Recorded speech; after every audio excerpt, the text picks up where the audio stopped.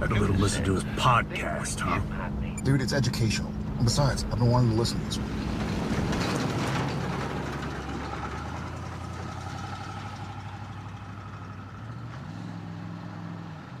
Welcome to Idling in the Impala, a podcast by and for lovers of supernatural and the fan fiction it inspires. I'm Sandra. I'm Karlee, and we're bringing you another Canon Fodder episode today because we know how much you like those guys. We see the numbers. We see what happens when we upload porn. We're on you guys. We get it. Listen, if we could just upload porn, I mean, we wouldn't because we liked hearing ourselves talk too much. But you know, maybe we'd amp up the porn if we could just upload porn. But unfortunately, that will get us banned from our various platforms. So we have to sprinkle it in and hope the algorithms don't notice us. But we are back with another Canon Fodder. So this time we decided, because we made a list of topics that we wanted to cover when we ran out of Eyes on Jensen stuff, and we were like, shit, we got to get back to Supernatural. Let's make a list. And on that list, we had some stuff we wanted to cover, and one of them was like favorite fics, and we decided that we would do a favorite Wincest fic, a favorite Destiel fic, and I think we had a favorite sort of like post-series FicRec fic as well. So today is our favorite Destiel fics. Now, unfortunately, I have already given one of my favorite Destiel fics away, which was the Witch Castiel Familiar Dean fic. But it's okay, guys. I have another one. Well, you'll see. You'll see. Do you want to talk about your fic first, Sandra, or do you want me to talk about mine? Have you read any of the one that I've done or that I've chosen, or no? I have not. Okay. I have not. Why don't Please don't act like I'm a professional. No. So no, I actually, because I have never heard of this one before that you've recommended, and I'm looking at it, and right before we came on, we were like, Karlee was like, Sandra, I don't know what part you're going to read. So I guess maybe if you tell me a little bit about this, I'll get more of an idea. Do I just read the beginning? Is there a certain scene that stands out to you that might be worth? Because this looks long, and this is I'm going to let you go for this one. Okay, I will go first. So my Destiel recommendation, and I do recommend the Witch Castiel Familiar Dean one, but that's more plot, and there's just a teeny tiny bit of porn at the end, which you can conceivably skip and not miss anything in the story if you didn't want to read Destiel or you didn't want to read male. That is not the case with this one. This one is all the porn with minimal amount of plot. Karlee, I totally missed this assignment because mine is the exact opposite. No, we just said Destiel. We just said Destiel. We did not say that it had Destiel to be porn. Right. Okay. If you want to go through my bookmarks one time, and we can look at how much shit I have in there that has plot in it, you will see the struggles I am working with here. That's not much. Okay. And I gave my plot Destiel fic away a few episodes ago. Yeah. So this one is called Surrender, and it's by the Porn Fairy, which is that's a great name. Yes, it is a great name. Surrender is the first in the series. It is 26 chapters long, so it's quite large. And then the sequel is called Hush, and that is 42 chapters long. So I am out here bringing you novels, people, novels. And then there is a teen-rated third installment and another explicit fourth installment. But that one is only 1,700 words long. Okay. So, and it's not marked as complete yet. They may come back to it. I don't know if the Porn Fairy is a he or a she. They may come back to this work. But we'll just start with this one, which is, and it finishes conclusively. Okay. There isn't, like, it doesn't end on a cliffhanger. If you just wanted to read Surrender, you could. Okay. If you wanted more, it's there in Hush. And I'm waffling to avoid telling you about this because I feel like it betrays far too much about my kinks. But the premise of this fic is sadist Castiel, not masochist Dane. So it's a BDSM fic that's heavy with kink. Heed the tags here, people. You know, we're talking water sports, not in an enjoyable fashion. as in nobody's into it. It's a humiliation, degradation thing. We're talking enemas and the results thereof. Again, not because anybody's particularly into the bodily things that come along with that. It's a degradation. It's a humiliation thing.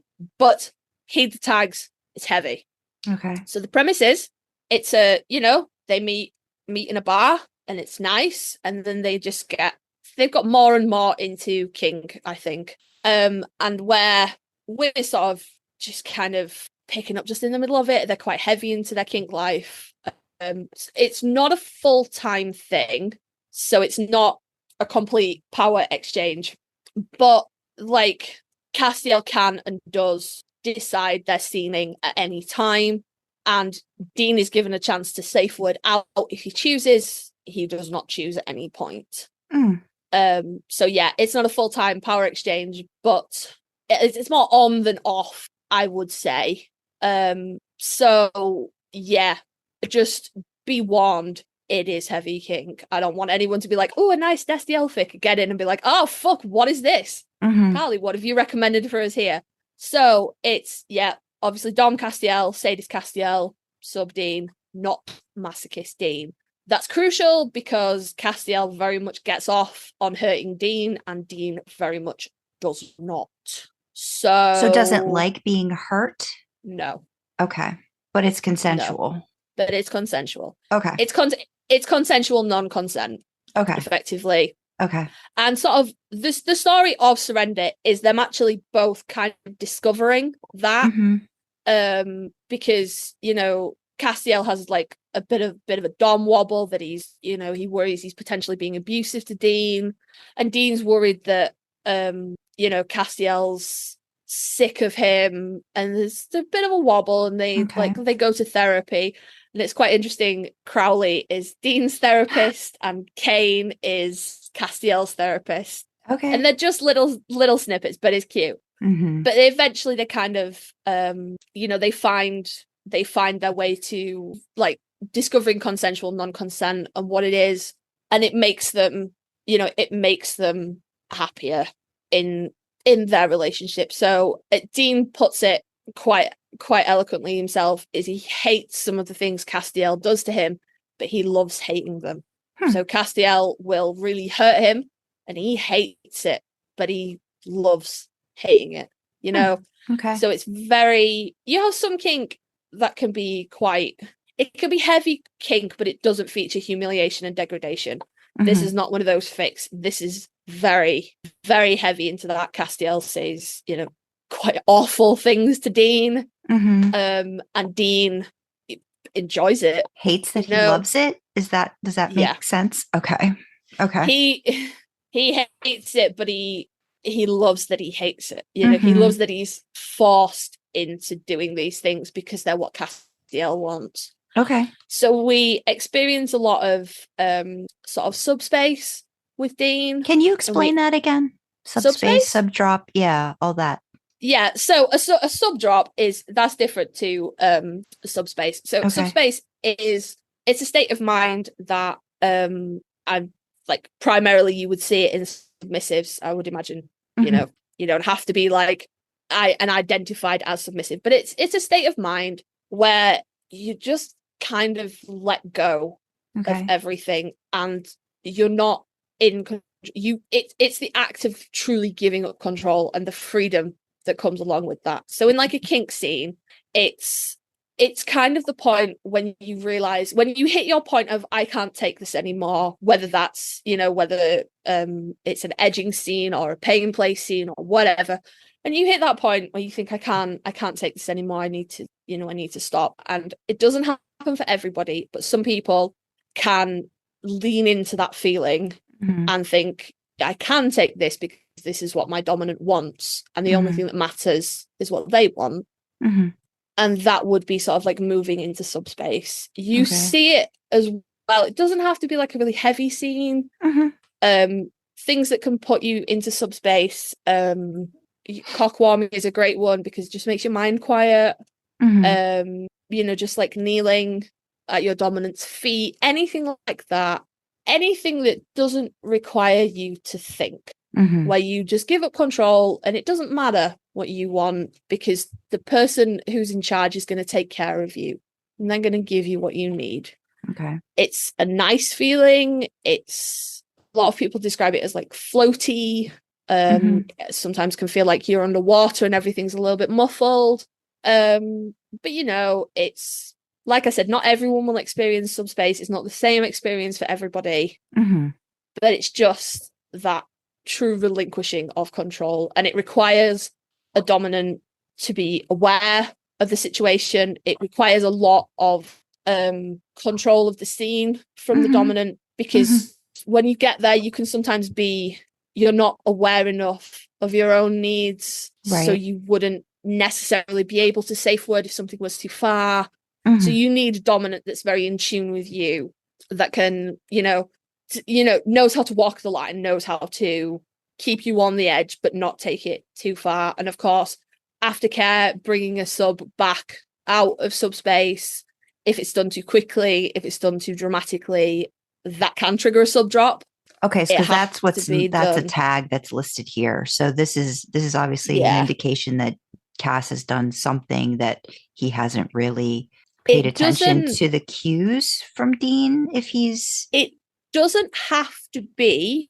Everything can go right in a scene. Everything can go right and you can be brought back out of subspace and everything's fine. And then hours after the event, you can experience a sub drop. And all it is, a sub drop is a chemical reaction. It's an adrenaline crash, effectively. So all of the hormones that, go around when you're in a submissive state. And that doesn't have to be a subspace state. It's just, obviously if you allow yourself to be tied up, it triggers like a physical reaction in your body. It triggers your adrenaline. It can trigger your fight or flight reflex. Even if you're completely consenting, all those things can still be triggered. And it does not have to be the fault of it's never the fault of the sub, but it does not have to be the fault of the dom either. Sometimes your body chemistry will just go, nah, not today, and you'll crash. And it affects people in different ways. Some people in this particular fic, Dean experiences a sort of hangover reaction. So he has a headache, he feels unwell, and he knows what's happening to him. And it's not because of anything that happened in the scene. It just happens sometimes. Doms can also experience a dom drop, and again, it's a physiological reaction. It's to do with chemicals in your brain, adrenaline, things like that.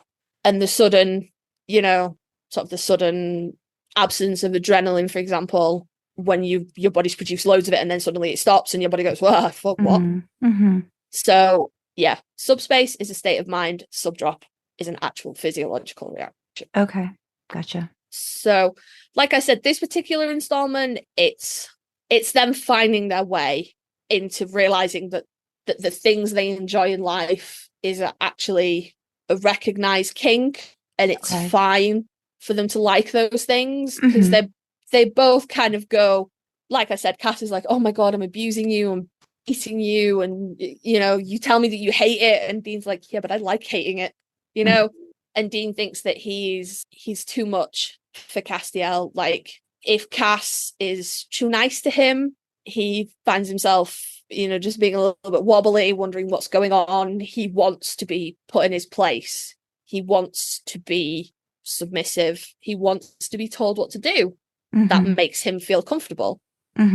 So this is them kind of figuring out, where they go from here. The next installment is even heavier, because that talks about keeping someone in subspace for an extended period of time.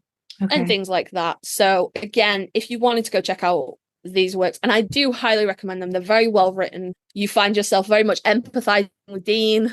It's all written from Dean's point of view, and you find yourself really empathizing with him because he'll do things and he knows that they're wrong, and he gets very upset, and you're like, "Oh baby," and you kind of just want to cuddle him. But that's not what he wants. He wants to be punished appropriately and to feel like he's forgiven. And I'll be straight with you guys. Cass is mean. He's mean in this fic. Not in a not in a he doesn't like Dean and he's being mean because he doesn't like Dean. He's mean because that's what he enjoys.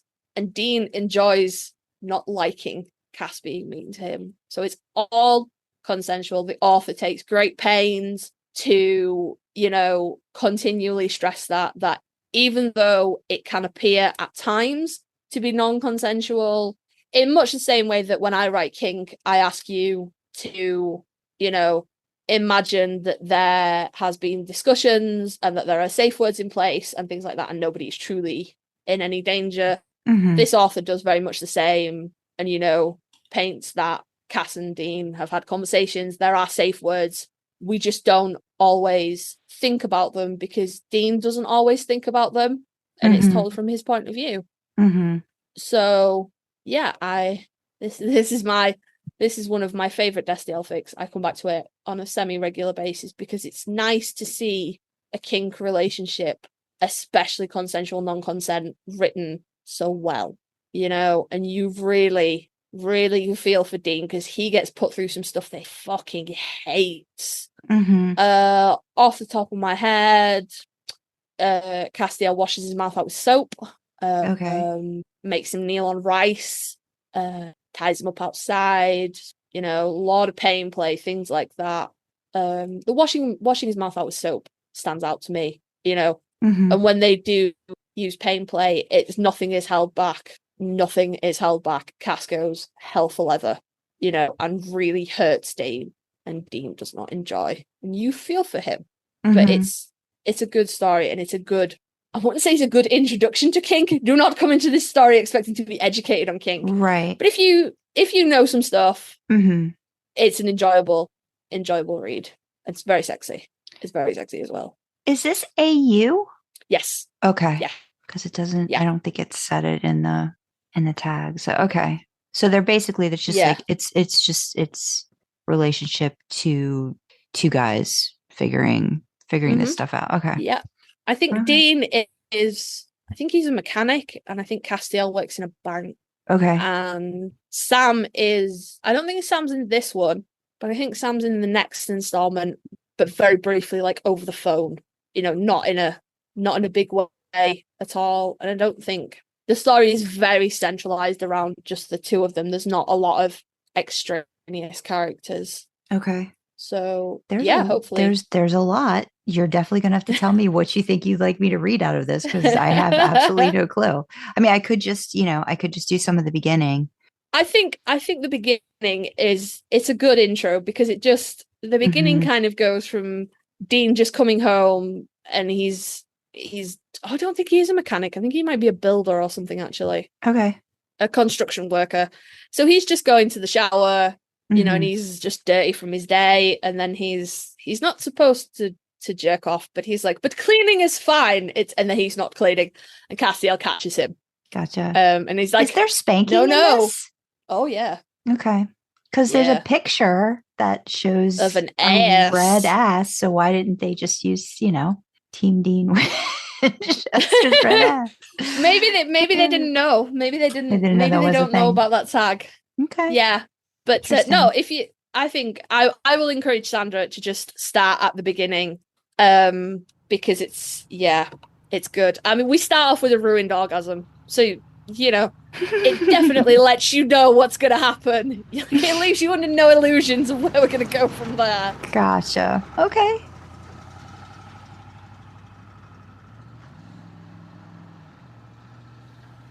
Surrender by the Porn Fairy. Rating is explicit. Author chose not to use archive warnings. Category is male-male. Fandom is supernatural. Relationship Castiel/Dean Winchester. Character Castiel, supernatural, Dean Winchester. Additional tags: Dom Castiel, supernatural. Sub Dean. Sadist Castiel. Dean is not a masochist. Impact play. Domestic discipline. Daddy kink. Power exchange. Humiliation. Overstimulation. Desperation play. Water sports, implied reference to homophobia, dom drop, breath play, orgasm delay /denial, sub drop, enemas, consensual non-consent, corporal punishment, top Castiel/bottom Dean Winchester. This is part 1 of the Surrender series, and it's part of the Destiel Fan Surveys Faves collection. Notes. Everyone in this fic is a consenting adult. Chapter notes. Beware the tags. See endnotes of this chapter for an explanation on the CNC tag. Chapter endnotes. Everyone in this fic is a consenting adult. Consensual non-consent is a thing. Things will appear as dub-con and non-con because the characters want it that way, even if it's not explicitly stated every time. Whenever possible, I've used safe practices and made sure that safety has been considered, even when Dean, as the POV character, doesn't know or chooses to ignore it, as you were. It's been a long day when Dean finally makes it home, covered in the dirt and grime that construction work brings with it. He heads straight for the shower, stripping off his clothes as he goes, and groans loudly when the water finally hits his back. Washing off the dust and sunscreen is one of the best parts of his day, and he stands under the shower head for a long time, shampooing his hair thoroughly. Sliding slick, soapy hands over his arms and chest, he rubs at some of the soreness in his muscles before following the soapy trail down, fingers rubbing softly against his pubic hair. He's not supposed to touch, but washing off has always been okay. He runs his hands over his cock, which is fattening up. It feels really good, so he rubs it a little more, making sure he's clean, until his thumb slides over the slit. He groans when the pleasure shoots through him, leaning back against the tiles, gently fucking his hand. The curtain ripping aside makes him yelp and let go of himself. Is all Cass says, eyes narrowed. I was just washing, Dean says, then looks down at the floor. Shh, don't let me interrupt, Cass says, and damn it, that's the eyebrow. Carry on, Dean. Dean's face must show his confusion because Cass reaches in, turns the tap off, then leans back against the cabinet opposite to the tub, crossing his feet at the ankles. You take care of that, Cass says, nodding down towards where Dean's cock hasn't softened in the slightest. I'll watch. Shivering in the cool air, Dean hesitantly wraps his hand around his cock and strokes, looking up at Cass for confirmation. Cass only makes a get-on-with-it gesture with his hand, and Dean strokes again. All the soap has washed away, and his hand is slightly too rough against his cock, but he doesn't dare object. Cass's face is entirely impassive as he continues to look at Dean. It takes a few false starts before Dean manages to lose himself to the feeling of it. His cock is entirely uncaring about Cass's displeasure. It delights in Dean being wet and exposed, probably pathetic looking, as he shivers against cold tile and fucks his hand. Heat gathers low in his belly, and he's gasping, trying to keep his groans down, staring Cass straight into his eyes as the first contraction of orgasm shudders through. Let go, Cass says, voice hard and loud. Dean lets go, fists his hand next to his hip, and stares helplessly down at his cock where it pulses, come drooling out of him while the crest of orgasm disappears in the distance. He shivers harder, knees weak, heat and frustration still pooling inside him. Cass hands him a towel. Dry off. He does, quickly rubbing off the water and finishing by wiping away the cum, the terry cloth rough against his still hard cock. Come on, Cass says and walks out. Naked, Dean scampers after him, unable to look away from Cass's broad shoulders in his dark blue suit. The house is bordering on cold since they've lowered the heating as the days have gotten longer and warmer. Cass leads him into the living room, stepping right on the line of Dean's dirty clothes that litter the floor. Dean's cheeks burn with shame as Cass settles into an armchair and looks up at him. What I wanted today, Cass says icily. was to come home to my good boy, order food, watch a movie together on the couch, maybe have him suck my cock to the credits. Did I get that, Dean? Dean shuffles a little, then shakes his head. No. No what? Cass's voice is sharp, and the leather of the armchair squeaks under his fingers. No, Daddy, Dean mutters, blushing even harder. Why, oh why, did Cass insist on that title? No, I did not. I got home to find dirty clothes all over our floors. But I thought maybe you'd had a really bad day. Maybe you needed to get them off real fast for some reason. So I came to find you, didn't I? Dean nods. And what did I find you doing, boy? Showering, Dean says, even as some part of him screams at him to confess. Showering. Cass doesn't sound impressed. Is that all? I was jerking off, Dean mutters to the floor. I can't hear you. I was jerking off, Dean says clearly, then tacks on, Daddy. Jerking off, Cass muses. What's the rule about that? I'm not allowed to, Dean says, and damn it, those are tears prickling his eyes. Come here. Cass gestures to the space between his spread legs, and Dean carefully walks over. So the rule is that you're not allowed to touch this. Cass flicks his finger against Dean's cock, and Dean whimpers at the pain. His stupid cock is still rock hard. Did that rule change? No, Dean whispers, and then keens and rises to his toes as Cass grabs his balls in a tight grip. No, Daddy, no. It didn't change, Daddy, please. So it didn't change, and you did it anyway. Cass muses and releases his grip just enough for Dean to sink back onto his heels, gasping. Let me tell you what that tells me. That tells me I have a naughty boy, a boy who's forgotten who's in charge around here. That tells me I have a boy who knows the rules and decided to go against them anyway. Do you know what I do with naughty, rebellious boys, Dean? You punish them, Dean whispers, and okay, yeah, now the tears are running down his cheeks.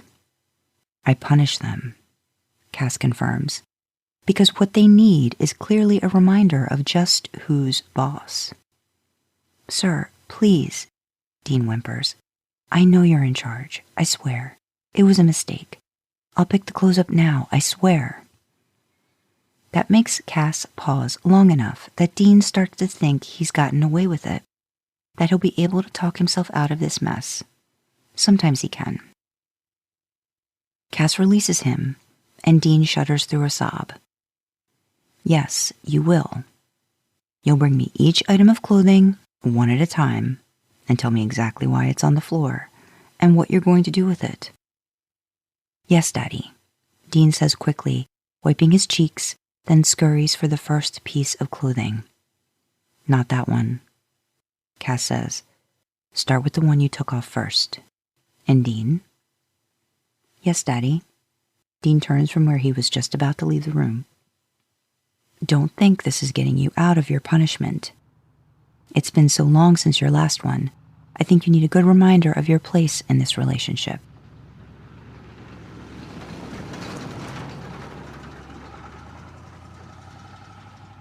Okay, so this is normally the part of any given podcast where we would go, hey, our sponsor today is, but we ain't sponsored. So we just have some causes, some charities that we'd like to bring to your attention, point you in the direction of if you feel able or willing to donate to them. We have three main sort of causes, inverted commas, that we're promoting feels like the wrong word, but like signposting, highlighting, if you will. So the first one is to do with the conflict in Ukraine, the Russian invasion unlawfully of Ukraine. So we would just like to draw your attention to World Central Kitchen, which, as it sounds like, is, helping to feed people that are affected by this conflict. Although it's dropped out of the media quite a bit now. There's still a hell of a lot of people in the Ukraine that are trapped, that are cut off, that are struggling for food and water and basic supplies. So that's what that charity is there for. We have KidSave, which, again, as the name suggests, is looking out for the children that are affected by this. I mean, conflict feels like the wrong word. It's, it's an unlawful invasion. But yeah.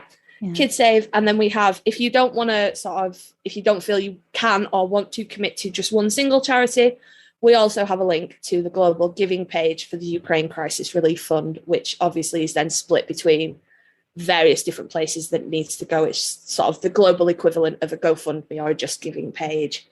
So we have that. And then for those of you that are in the US, and oh Lord, we know it's hard right now. We do. So we have the Mums Demand Action, Ending Gun Violence, the Sandy Hook Promise, advocate for gun regulation in your state, wherever you may be. We have the American Civil Liberties Union, which is, basic human rights. Come on, people. It doesn't feel like it should be this hard, but somebody needs to give your government a kick up the ass and be like, hey, it's not this hard. You're making it harder than it is. And then, of course, Vote.Gov, look up the voting regulations in your state, in your area, find out what you need to do, be informed, be prepared, because that is the best way to enact any kind of change. And that doesn't just go for the US, that goes for the UK, anywhere else. Educate yourself. Know what you need to do so nobody can catch you out. Last cause, definitely not least, LGBTQ plus people. My folks, we are under attack. There's no easy way to say it. There's no nice way to say it. People want us dead, yo. It's really heavy in the US. It's coming in the UK, and it's fucking hard. There's no one cause fits all for this. There's nothing particularly global. And to be honest, I didn't really want to signpost to any, causes that are fighting against this. I want to bring this down more to people. We're not a statistic. Everyone's a person. So the causes I want to signpost are Switchboard LGBT in the UK and the Trevor Project in the USA. And they are both services where you can reach out, you can be connected to people to talk to. It's hard. We need to come together, guys. So if you need to talk to somebody, if you need help, if you are not safe where you are, these charities will help you. Reach out to them, even if it's just someone to talk to, even if it's just someone to go, this fucking sucks. If you need that help, reach out as well. For anyone outside of the US and the UK, I'd like to draw your attention to the Trevor Project. Again, they have resources for international LGBTQ plus people, youth. We know that as much as it's hard in our countries, it's a hell of a lot harder in some other countries, and it's not easy to come out. It's not easy to be safe. So take a look at that link for some resources, some places to go for help, some ideas of how to keep yourself safe. So again, it's not a sponsor. We wish we had a nice, fun sponsor to bring you, but we know that it's hard, and we just want to point you in the direction of help for others if you can give it, and help for yourself if you need it. So back to the podcast, I guess.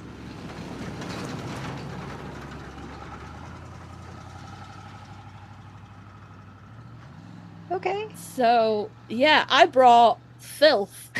What did you bring, Sandra? Did you bring us a nice story? It's got really nice tags. I guess I should. It's called The Sum of My Regrets, and it's by Love Is Not a Victory March, and it's rated M for mature. So I want to insert here. Yes. I just want to insert here. Love Is Not a Victory March. If you know what song that's from, holler in the comments. Okay? Holler in the comments, reach out to us on Twitter, anything. Because Sandra, when we were plotting this on Friday, I tweeted out on Friday. It'd be like a couple of weeks in the past now by the time this comes out. But she was reading it out. She was just talking to herself while she was typing. And I was like, Love Is Not a Victory March. That's a great song. And she went, what? And I was like, yeah, that was the silence. I was like, what? It's a great, what? If you recognize that lyric, holla. She did not know. Carry on. So I basically I did some research after I had watched season 12, episode 10, Lily Sunder Has Some Regrets. And this is a year or so ago, because I was very into the idea of they basically go back in time travel, and it's the whole thing about Lily Sunder. She's exacting revenge on these group of angels that had come to Earth in the early 1900s and Cass was one of those angels. And in the process, they had killed her daughter, and she does this whole thing where she becomes immortal, does all the spell work so that she can eventually come back and kill all of the angels that took her daughter away from her. There's a reference to, it's never stated.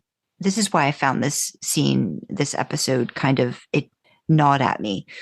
When Cass when you're hearing about the background of what happened, you see in the flashback that Cass is inhabiting a female vessel, but there's no reaction, whatever, after the fact of that part of the story having been told of Dean. Dean makes absolutely no comment, whatever. Oh, I didn't know you inhabited a female vessel. For some reason, I was like, I just felt like that would be a thing that Dean would have made an offhand comment about. So my thing is, was that ever actually expressed? Like, was that story told to Dean, or is it just something we see as the audience and he doesn't get all of that information? So you see that Cass inhabited a female vessel. I thought that was interesting because there's all of the Destiel, bisexual Dean, all of that stuff. And I was like, well, what if at the heart of it, the connection is between just an angel and a human, and it doesn't matter what vessel Cass is inhabiting, right? Like at the core of it, is it their connection and not the body that they're in? Or would Dean have reacted differently with whatever's going on in his head if he had first met Cass in a female vessel? Would that have been okay? Do you know what I mean? Would that have been, because hello, Anna, female vessel, Dean had no qualms about, getting in the back seat with that one. And so that just kind of like, I said, well, I wonder if there's any fix about that. So I did find this one, and it's interesting because it hits a lot of those points.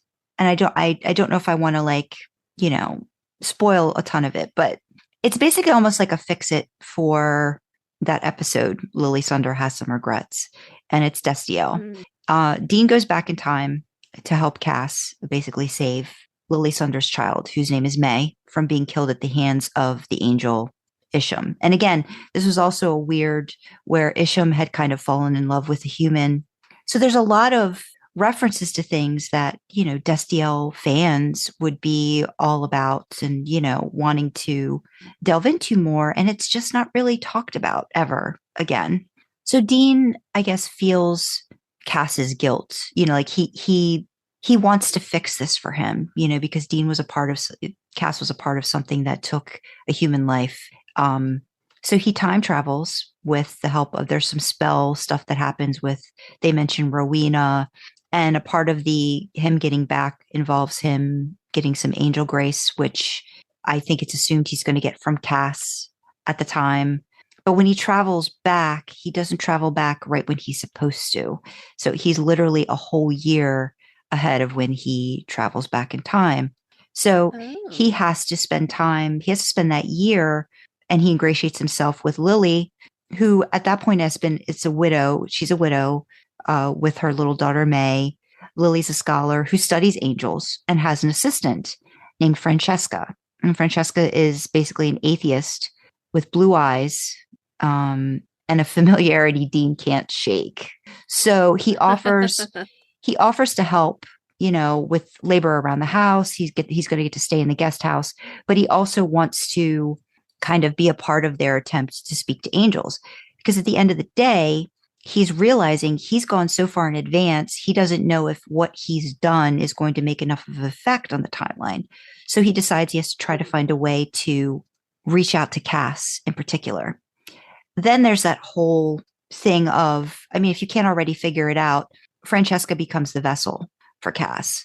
So there's this whole, Cass is in a female vessel, but none of that becomes the focal point. Basically, it's like fate and true love, and how that kind of just crosses over everything. It doesn't matter body, it doesn't matter gender, it doesn't even matter species. It's just these two characters. And it's all from Dean's point of view. There's a little bit from Francesca, but not much. And you can tell that Dean's already wrestling with the fact that he has feelings for Cass that he's never expressed when he's doing all of this.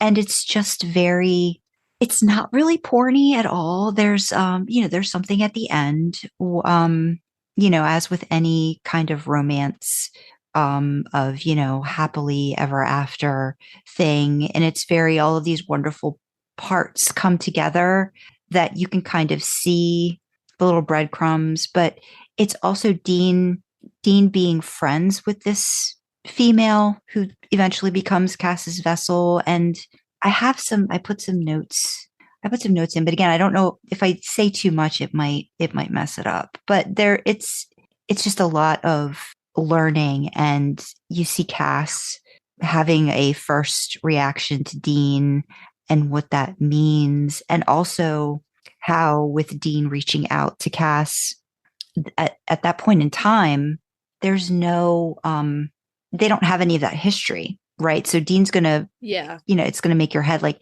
so he does actually meet the same sort of like Dom Cass, my word goes, none of those things that he's grown to love about Cass over, I guess at this point it's been 6 years that they've known Cass.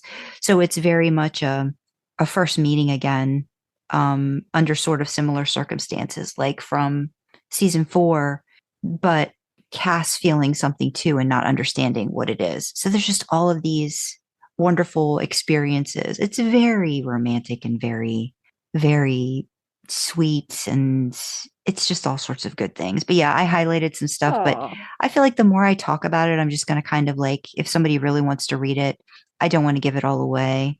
But it's yeah, there's just like he mentions like otherworldly beauty, and you could tell how smitten he was with Cass at first sight, even if he didn't understand what that was and stuff like that. And it's a lot in there.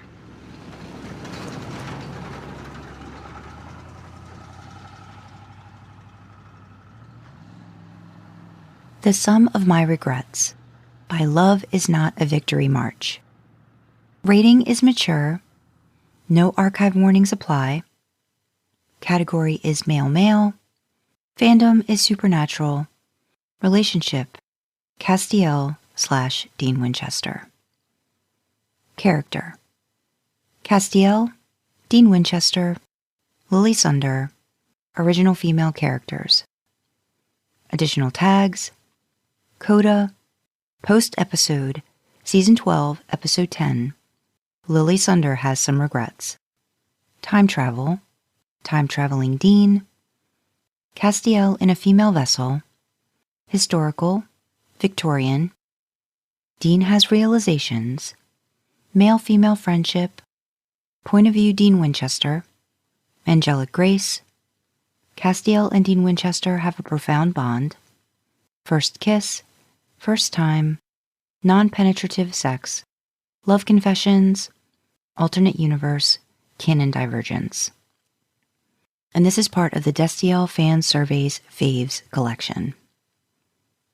Summary. A quick trip to the past, that's all. Look, Cass, I know we can't do anything about all the innocent people getting into the crossfire of our battles, but this I can do. Let me rescue this child and give Lily Sunder back her life. What can possibly go wrong? In which Dean Winchester travels through time, learns a thing or two about best-laid plans, and falls in love with an angel, all over again. Notes. As always, I'm super grateful to my friend and beta, Marie, who ensures this makes any kind of sense before I get it out into the void. Note concerning the rating. I'm aware of the consent issues that emerge from the idea of vessels, and will address them when needed. Chapter 1. Dean's standing in the middle of an odd pentagram while Rowena chants witchy gibberish. He can feel the power buzzing in the air around him. The hair on his forearms stands up and a shiver runs down his spine. Sam, on the other side of the room, and past the dark red demarcation lines, holds a golden bowl with assorted herbs and bones and whatnot, his face a careful mask that betrays how much he disagrees with Dean's decision. Cass stands back, eyes fixated on Dean, and he looks guilty as hell. He better, Dean thinks, but his heart isn't in it. Or rather, it's in it a little bit too much. Cass is fiddling with his hands and his mouth works like he desperately wants to say something. But Dean shakes his head and Cass's lips vanish in a tight line. They've been over this, and Dean won't back down.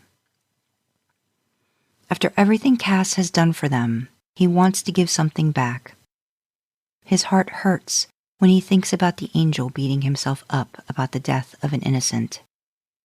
Listening to Isham judging Cass for his decisions had reminded Dean all too clearly of everything Cass has lost. Yes, Sam and him have told him over and over that he's family. Maybe it's time to make true on that assertion and follow it up with action, even if it's the dumb kind of action Winchesters use to show each other their affection. Dean tears his gaze away from Cass and meets his brother's eyes. Sam's voice is rough when he says, "Take care," and flicks a match into the bowl. The contents light up in a blue flame. It jumps to the sigils Sam drew onto the floor with Dean's blood and licks up his body. Rowena is still chanting. The spell pushes against his ribs, sucks the air right out of his lungs, and Dean wants to scream when the pressure builds. The expression of disapproval and concern on Sam's face morphs into panic, and he turns to Rowena. The room goes black. Dean doesn't feel his knees hitting the floor. He comes to with the smells of bleeding grass and moist earth filling his nose. Eyes adjusting, he focuses on a daisy right in front of him. He knows the spell worked because A, he's outside, and B, it's spring instead of fall, and so sunny his eyes fill with tears. His hands fly to the bag he's carrying. Angel blade, some old dollar bills, a map, and the pendant that hopefully will bring him back to his own time, if his plan works out. Plan might be a little bit of a euphemism, though. He'd gone into this on half-formed strategies, cobbled together over a bottle of whiskey and seasoned with a good dose of thick-headed determination. Well, it's more than he has most days when he rushes into action, so it'll have to suffice. Standing up, he dusts off his pants and sets off west, where he can see a road in the distance. Cass had come to him the evening after Lily Sunder had killed Isham. He had stood in Dean's room, fists clenched at his side, so hard 4 white points marked his knuckles. He hadn't said a word for so long that Dean had grown restless. When he finally spoke, his voice had been thin and off. "I let that child die," he had said, and Dean hadn't asked what he meant. He had gone over and tugged Cass's reluctant, stiff body in a hug, and he had held on until the tension slowly bled out of his best friend. He hadn't told Cass that it wasn't his fault, that he didn't know, and that he could have done nothing. Because he hated it whenever people tried to placate him with bullshit like that. Because it didn't change the fact that Cass felt responsible. "Do you think I deserve to die?" Cass had asked in the church, and Dean's stomach still heaves at the memory. Cass had trotted off to bed after a while, but Dean had lain awake for hours before he had gone over to the library. And that's how he ended up here, clad in a Victorian costume that had cost more than the expensive ingredients for the spell, but less than Rowena's help. He inhales the crisp spring air and relishes the sun warming his back. Birds are singing all around him. With a start, he realizes why they are so loud, because everything else is so quiet. He can't remember the last time he didn't hear any modern sounds at all. Even behind the thick walls of the bunker, there's the constant wheezing of the old vents, the labored huffs of the fridge, and low hum of the laptops. The deep rumble of his baby in the backdrop of news and soap in the diners are so much a part of his life that he doesn't pay attention to it anymore. It's only now, with the absence, that he's aware of that baseline of sound. Before the nausea about the sheer stupidity of his plan can bubble up, he turns his face to the sun and promises himself to make the best of it. He's going to rescue a child, and he's going to give Cass some peace of mind and keep him safe. And then he will return home and have some awesome stories to tell about his trip to the past. When he finally reaches the road and turns left on instinct, there's a new purpose in his stride, and a small smile forms on his lips.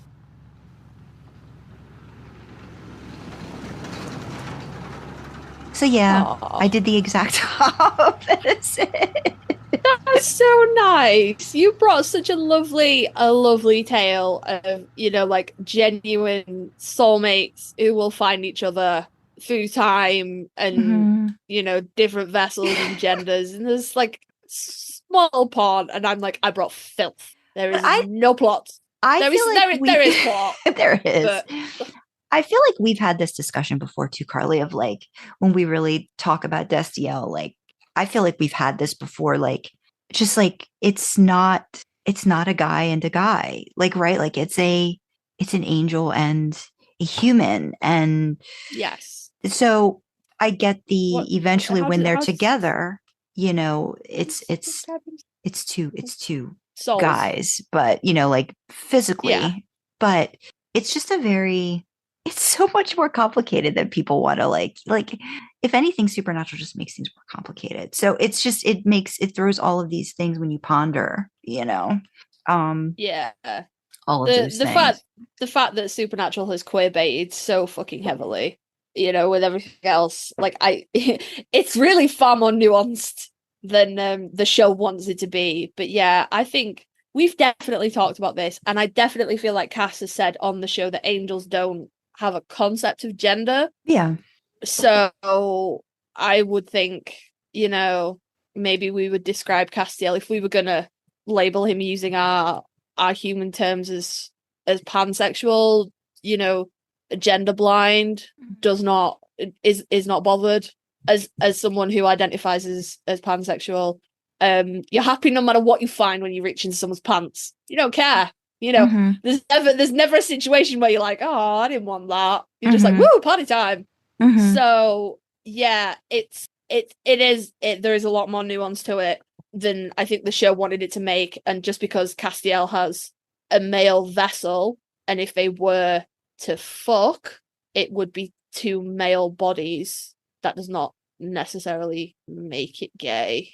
I think with Dean too, like if we're going with the trying to come to terms with his bisexuality, I still think there would have been absolutely no qualms about getting with Cass if Cass had shown up as a female, like, because if he's still working on his stuff, right, that would have just been easier for Dean, whatever he's pushed down or doesn't want to deal with.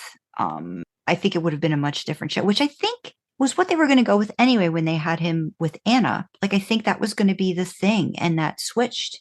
I feel like that was a change in, because people really liked Cass, and Cass wasn't supposed to even be around, I think, for longer than a handful of episodes.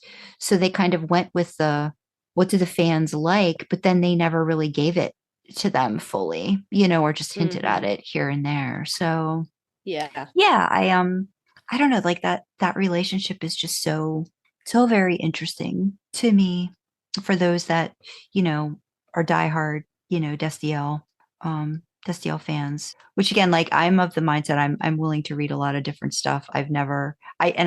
For me, if we're going to go with what the show's doing, like I could see that to some extent, outside of it's not, but it's like, it's not something that, I'm not gonna die on that hill. You know what I mean too? But I definitely see what they were eventually trying to do at that Yeah, it was third to just last episode, clumsy. Yeah. Just really, really clumsy. Yeah. Like, I personally, the show depicts Dean exclusively heterosexually. You only ever see him with women. Hmm. But I think an argument could be made for a hedonistic bi or pan Dean who doesn't care if it's a guy or a girl he goes home with. Hmm. He just wants to have a good time. He Hmm. just wants to have a good time. He wants to get off, and he's not bothered. What in what manner that might happen Behind the scenes, but though, not for everybody else's. Like, that's the thing. Like with Dean, it's that struggle, right? Like, of what a man is supposed to be, what a man represents. Yeah. Maybe we only ever saw him pick up chicks because that wasn't something he wanted to show to Sammy. Mm-hmm. Because, like you say, if there's a poster child for toxic masculinity, Jesus Christ, it's Dean, isn't it? Yeah. Not like in a he's gross and no, but in a conflicted way of, this is what I've been taught, this is what I'm supposed to be, but I didn't think there could be another option or another way of still being a strong male in society, so yeah. For what it's worth, for the sake of balance, I would also apply that to Sam. He went to college, he did some stuff. Mm-hmm. I guarantee it. Yeah. So despite the show trying to paint them as the most hetero men to ever hetero, good lord, I think you could make a plausible canon compliant argument for either of them being not quite as hetero as the show would want them to be. But with that being said, given that Jared has said that Sam is straight, Sam is heterosexual, then that's how he is.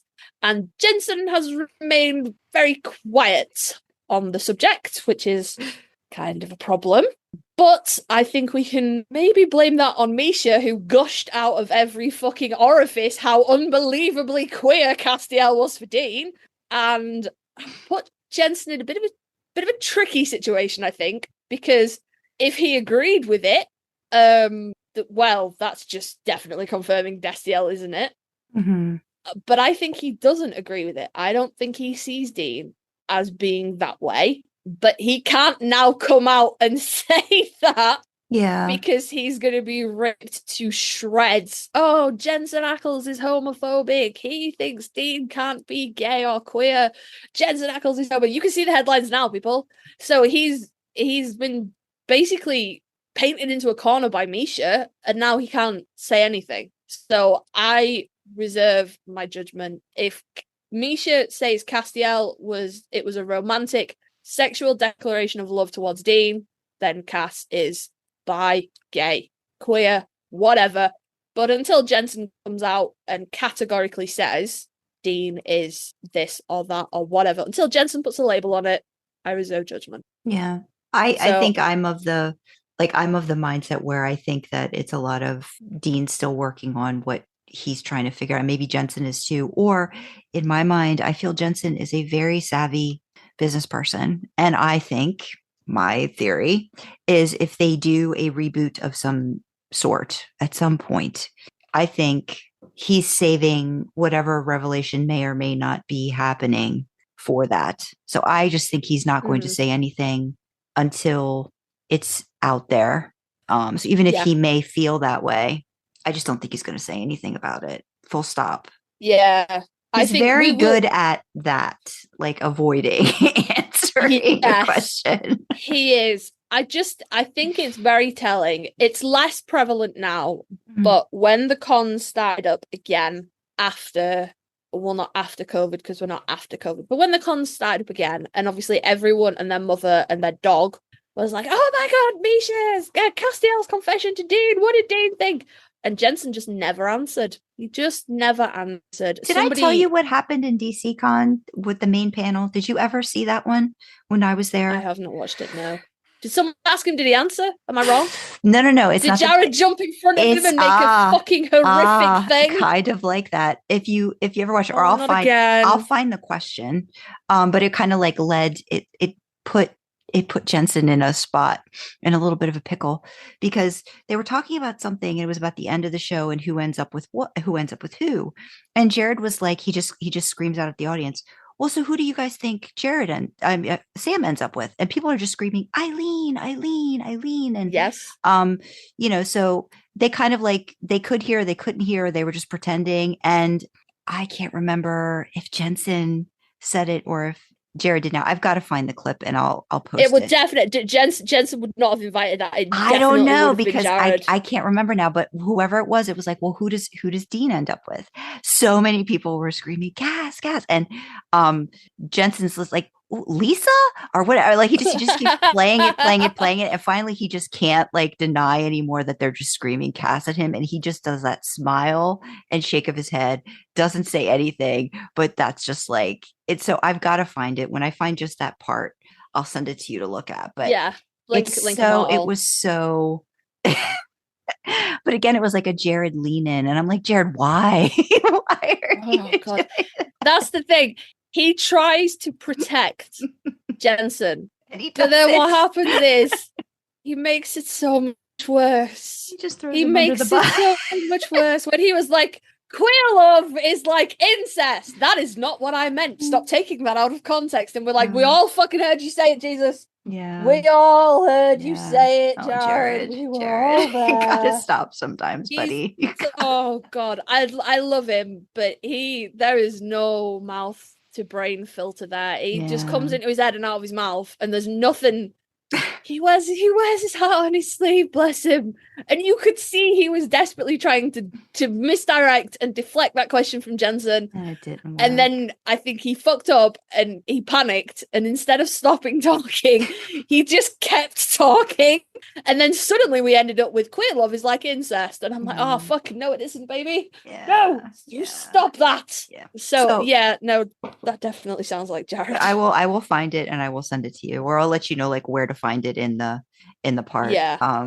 Because again, it was very it was just like, oh gosh. Oh, God. So yeah, I mean that's kind of like the, I think our thoughts on that. And we acknowledge that Destiel is a testy subject in the fandom, and we are not here to try and disabuse it or anything like that. I think I speak just like to Sandra learning when about I say it. I really want to explore it more. Like I want to hear. That's why I'm trying to find somebody to come on and kind of like, who's such a Destiel. Talk to us about Destiel. Yeah. I mean, it's like I said, I think maybe I speak for Sandra too. It's not our ship, but we acknowledge it as a ship, and we're not here to tell you that it's wrong or anything like that. It's just not my ship, you know. And there's some great writing that comes out of that ship, because we obviously we're highlighting two of them right now. So yeah, exactly. So please, if we said anything that has upset you, we genuinely mean no offense. We are not here to say that Destiel is not canon or it doesn't exist, anything like that. I would just like it noted on record that I go with what the actors say, because they know the characters better than all of us. Misha says Cass is romantically in love with Dean. Jensen says nothing. So Jared puts his foot in his mouth a lot. Often. All the time. But I'm pretty sure Jared has said that he considers Sam to be heterosexual. Maybe it's never come up. I've never heard anybody say that Jared says Sam is anything other than. So yeah, I just personally I base it off the actors. So I don't ship Destiel, but there's nothing wrong with it. It's fine. If that is your ship, if that is your one true pairing, your comfort pairing, whatever, we are behind you all the way. Just please don't be a dick to other people about it. Okay? Yeah. Otherwise I will find you and we will sit down and read a lot of Wincest porn. You will not enjoy it. Just be nice to everybody, because Destiel's is controversial, isn't it? Yeah. I don't want to start a riot. Yeah. So just a lot of ships are nice though too. I think we've at least even within the supernatural fandom, I think there's a lot. I wouldn't say I ship anybody Mm-hmm. in the supernatural fandom. Not like hard. Mm-hmm. Like Saline, yeah. Meg Stiel, I ship. Mm-hmm. That I probably shouldn't have brought that up in the Destiel episode, actually. She's like, we got a whole episode of Destiel, but I think he should have ended up with the demon. But there's not anybody where I'm like, this is the hill I will die on, because I ship me and Sam. I think That's if my ship. anything, I think we struggle with, we wanted to just see healthy relationships, healthy ships, and I don't think we got a lot of those. Like I really like the idea of Dean with Donna a little bit. I think they would have been a cute couple together, and that kind of stuff. So I think on those, it's like, what would those look like? And we've talked about Sam and Rowena, like different things like that. So I could see Sam and Jody as well, though. Okay. I could see Sam and Jody. I think they have a similar kind of mind. What would that be, Jam?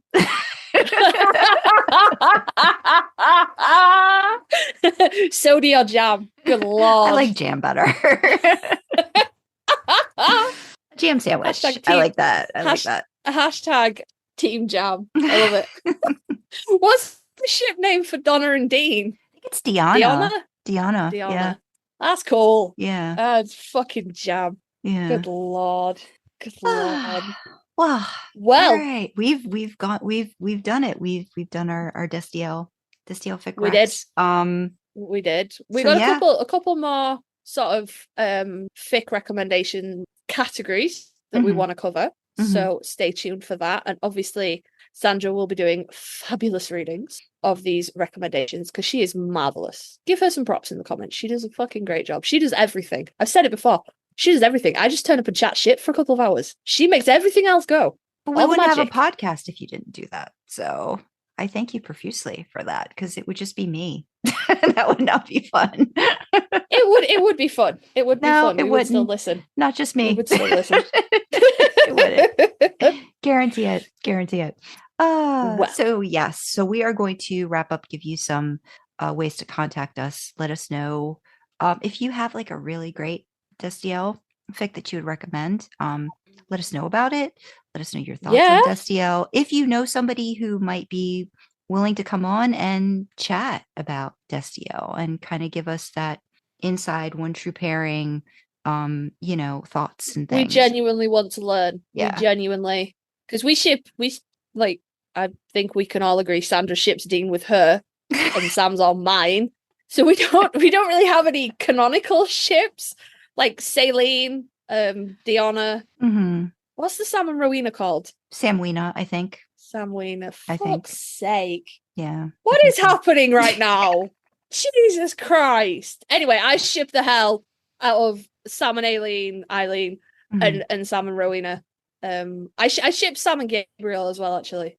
But not Sabriel, yeah. Yeah. But not like heavy. I'm not like, it's not my hill to die on. Well, yeah, that's the thing. Like, I don't think any of the ships are like that I'm interested in seeing, or like this is how it should have, you know what I mean? Like, I don't think that's like how it should have ended. It's just, it's fun to explore the possibilities with them.